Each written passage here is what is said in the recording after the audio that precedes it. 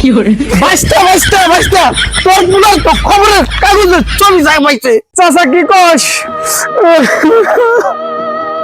আচ্ছা আপনার চোখে পানি চাচা এটা কষ্টের পানি এটা আনন্দের পানি এটা আমার কত যে মেহনতের পানি